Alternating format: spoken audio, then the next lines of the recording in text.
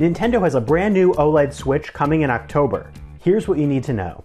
Nintendo was expected to have a whole new Switch sometime between this year and next, and all of a sudden, Nintendo just randomly announced the news, and it's called Nintendo Switch OLED.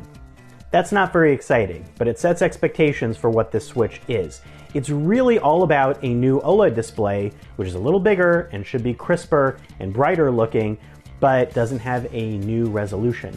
So 7 inches is the size of this OLED display, which is what we expected. Less bezel around the edges, it looks like. And OLED displays do have better black levels and do look brighter, but it doesn't look like it's going to have a higher resolution display. It should still be 720p.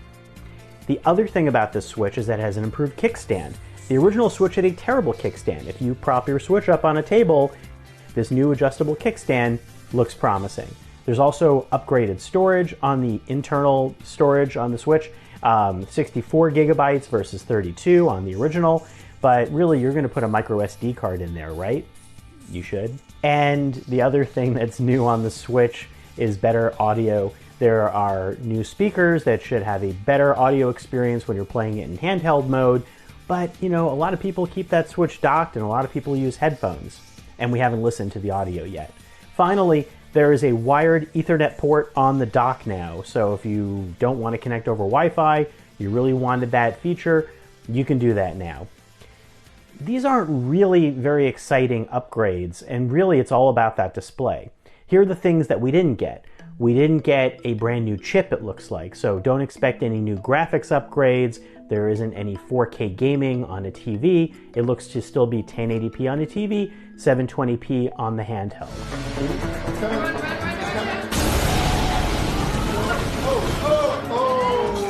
We did not get new Joy-Cons. Joy-Cons have had drift problems for a lot of people, and they don't have analog triggers, and they don't feel as great as Xbox Series X or PlayStation 5 controllers. I was really hoping for a Joy-Con upgrade. The one nice thing is that you can plug your old Joy-Cons into the new Switch. We don't know what type of chip this is specifically, so stay tuned on that. And also, would it run any quieter? Would the fan kick in as much? We don't know. Same battery life, according to Nintendo, 4.5 to 9 hours. So compared to the dockable Switch, it should be the same. Also, apparently, no Bluetooth audio. It doesn't seem like there's any mention of any upgrade to allow you to use your AirPods or something else, which is ridiculous in 2021. You have to plug in a headphone jack to be able to use your headphones.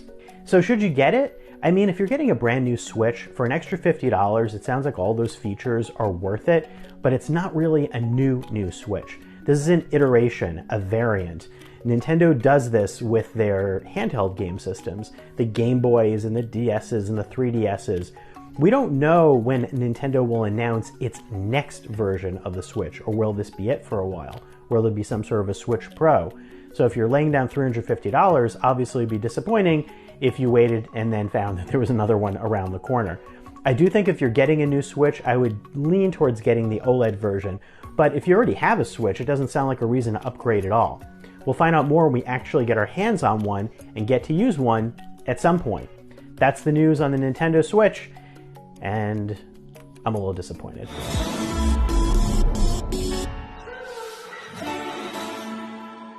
So what did you think about the OLED version?